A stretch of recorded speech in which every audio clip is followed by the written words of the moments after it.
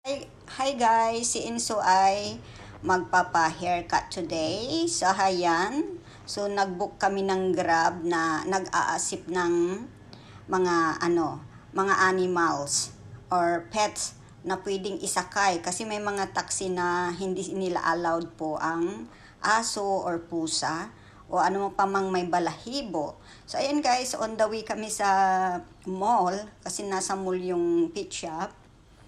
So ayan, kinuha na siya at pinapaihi muna bago nila siya paliguan. So, papasok na siya kasi excited na siya. So, ito ay tinatahulan siya ng maliit na aso dito. Kaya, excited siya masyado. Kasi yung aso na nakahiga dyan, bigla siyang nagtatahol. So, si Inso, hindi naman siya mahilig magtahol, guys. So, excited lang siya ayan, siya yung nagtatahol kay Inso. May nag-mute ako, guys. Iwan ko kung anong na-copyright. Ewan ko ba? Pero sabi kasi kaya nag-voice na lang po ako, nag-voice over na lang ako para ipaliwanag kung ano yung video. Ayan po guys, yan po daw ay 11 years old na yan at meron siyang. So ayan po guys, ako po yung nag-pick up ng dry cleaning. So habang si Inso ay pinapaliguan kasi it take 3 hours po. So babalikan ko na lang si Inso pag tumawag na yung pet shop na kung tapos na siya, saka ko siya i-pick up. So nag-grocery na rin po ako guys. At bumili na rin ng mga prutas at gulay sa palengke on the way home po guys para minsanan na po ang lakad kasi ayang taxi ay binabayaran namin ng per hour yan. So ayan guys, may mga mint leaves, may kale, may papaya, may avocado. So ayan, ako'y uuwi na at magluluto.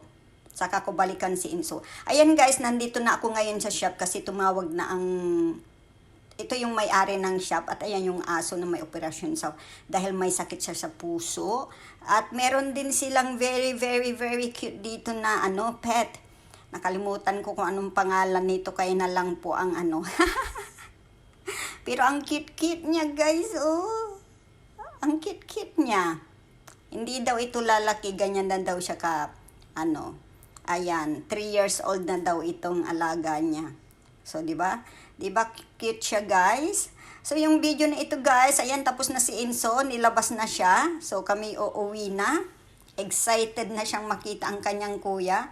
Alam kasi ni Inso ang time ng pag-uwi ng kanyang kuya. So, excited siyang umuwi. Ayan, nandito na kami sa kotse on the way home, guys. At naghihintay na si kuya niya sa gitnang bahay at dumating na. So, ayan, si Kuya Inso ay excited. Binubuksan ko yung bintana guys kasi pag nakasarado yan, aburido si Inso guys. So, kailangan niyang makalanghap ng hangin. So, nilalagay ko siya sa loob guys kasi excited siya masyado. Minsan, muntik na siyang madulas. So, delikado yan. Kaya nilagay ko na lang siya dyan sa likod at least na pa rin niya yung hangin dyan galing sa bintana. So, ayan, malapit na kami dito sa bahay. So, excited na yan. Makulit nga lang guys, pero sweet yan. Sweet at malambing, syempre. Yan ang ating bunso ng pamilya. O, di ba? Love na love na love na love ng lahat yan. So, maliit yung video ko dito kasi nakatayo pala yung So, nandito na kami guys sa bahay. So, ayan, ayaw niyang bumaba. Takot siya guys. So, ito namang driver ay takot siyang buhatin si Inso. Kaya, sinabi naming tumalon siya. So, ayan guys. Ala-ala. Yan, tumalon siya. Nag-alanganin pa siya. Pero, naghihintay na ang kanyang kuya sa may gate. Kaya nagtakbo na siya guys at lumapit sa kanyang kuya. Yan, kararating ng kuya niya, naghihintay. So, kailangan siyang paihiin muna bago pumasok sa bahay. Pero dahil naihi na siya, dyan na siya umihi sa mini garden namin. Makulit siya guys. Ayan, oh. Tapos, dahil very good boy siya, bibigyan natin siya ng treat, syempre. Bibigyan natin siya ng snack. Para naman sa susunod niyang haircut ay excited siya.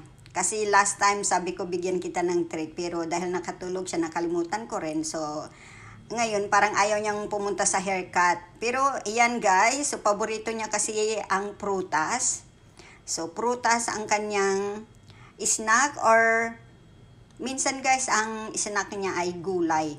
Ini-steam ko yung broccoli. Pero kung carrots guys, ay binibigay ko ng sariwa. Pero kung broccoli, ini-steam ko. O cauliflower, ini-steam ko yan. Pero kung mga litos, gusto rin niya. Pero si Inso ayaw niya ng okra guys. Ayaw niya ng okra at ayaw niya ng ampalaya. Gusto po niya ng talbos ng kamuti. Kumakain din po yan ng talbos ng kamuti. So, itong video na ito guys ay minix ko na yung kanyang mga old videos at mga pictures. Nung bata rin siya dyan guys. Kaya lang nung 2 months old siya, nawala na yung video. So, hindi ko alam, nasa isang cellphone ko yata na nasira. So, ayan guys, nandyan din si Ayim sa gilid. So, ayan, syempre, kakain din yung nagpapakain, hindi lang si Inso, di ba? Ang kakain. So, ayan. So, si kuya niya, hindi masaya sa haircut ni Inso kasi daw para siyang naka-helmet. Hindi kasi inayos yung paggugupit. Ayan. para nga siyang naka-helmet, hindi kasi ginupitan yung kanyang ulo. Sa katawan lang talaga. Yung sa hospital na dati niyang pinupuntahan, malayo kasi yun guys, kaya hindi ko siya dinala doon. Normally, doon siya nagpapagupit na rin at ng kanyang kuko. Kaya lang, na-damage nila ang kanyang kuko. Kaya ang kuko ni Inso guys ay hindi na siya tumutubo. Since nagkaroon siya ng infection at nagdugo-dugo ang kanyang mga kuko, lahat po ng kuko niya nangitim. Ayan po guys, kung yung next time guys ipapakita ko na umitim po lahat ng kuko ni Inso, hanggang ngayon maitim po at hindi na siya nagbalik sa normal at hindi na rin po siya tumutubo. So ganyan na po talaga. Since nagupit siya at nagkaroon siya ng infection sa kanyang mga kuko, hindi na po tumubo ang kanyang kuko. So ayan, so hindi na namin siya dinadala doon. So naghanap kami ng ibang place na pwedeng gumawa ng mga pedicure niya. Pag toothbrush, syempre, ayan, nung dinala ko rin ang kanyang toothbrush at toothpaste kasi meron siyang sariling toothbrush at toothpaste. So, ayan guys, so paborito niya talaga ang prutas. Love na love niya. Pero hindi siya pwedeng, ayan, naghiga na siya guys. Ganyan ang kanyang life.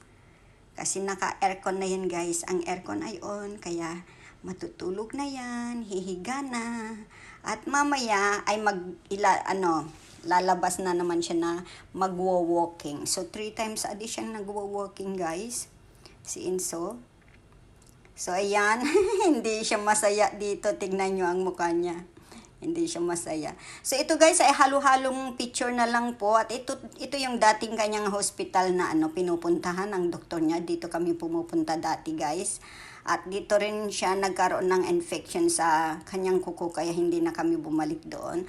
Ayan guys, dati sa harap ko siya pinapaupo. Very good naman po siya guys. Kaya lang nung tumungtong na siya ng 3 years old, ewan ko ba, na siya, hindi na siya pwedeng umupo sa gitna ng kotse o sa harap ng kotse kasi malaki na siya masyado. So, doon ko na lang, kaya nga no choice na ilagay ko siya sa likod. So, ayan guys, gustong-gusto talaga niyang sumakay ng kotse guys. Lalo kung nakikita niya ang kanyang kuya. Ayan guys, ganyan ang buhay po ni Mr. Enzo. Ayan, mas malaki pa siya sa akin. Pero, siya po ay gentle giant. Siyempre, hindi po yan marunong tumahol. At gentle po niya, pero naghihilik po yan guys. Ang lakas ng hilik niya pag siya natutulog. So ayan guys, thank you po for watching and hope to see you in my next video. Kung bago ka pa lang po sa aking YouTube channel ay pa-subscribe na po at pakibigyan na rin po to ng thumbs up Ayan ang selfie naming tatlo. Ayan si Madam Ayem. Siyempre, love na namin si Bunso. Ayan, oh, mahilig din yan sa selfie. Siyempre, saan pa nagmana, kundi sa kanyang lola at sa kanyang yaya. O, di ba guys? Ang pugi-pugi, oh, nagmana sa amin ni Ayem. Ayan, oh, ganyan siya matulog, guys. Oh. Ayan, pag hindi siya happy. Ayan, guys, oh. Pero mabait yan si Inso, guys. Pag may food sa table, hindi niya yan kinukuha. Ayan, naglalambing siya. Ayan, sarap ng tulog. Ayan silang dalawa, oh. Ganyan sila. Naglalambingan. So, salamat po. Salamat ng marami sa pagsuporta sa ating video, and hope to see you po sa susunod nating videos. Thank you so much. Ito po yung baby pa si Inso. He's almost 4 months dito, guys. Ayan. Taba-ching-ching siya at cute na cute. O, diba? O, diba? Ayan si Mr. Inso. So, ito yung aso naming beagle dati. Ayan si Inso. Ayaw niyang umuwi dito, guys. Ayaw talagang umuwi. Kahit anong hila mo kung ayaw niyang umuwi. Sarap-sarap ng tulog niya, guys. Oh.